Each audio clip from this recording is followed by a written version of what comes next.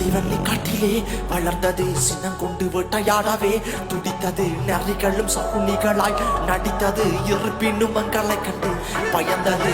புலிவள்ளி காட்டிலே வளர்ந்தது சின்னம் கொண்டு வேட்டையாடவே துடித்தது நரிகளும் சகுனிகளாய் நடித்தது இருப்பினும் மங்களை கண்டு பயந்தது வட்டமையில்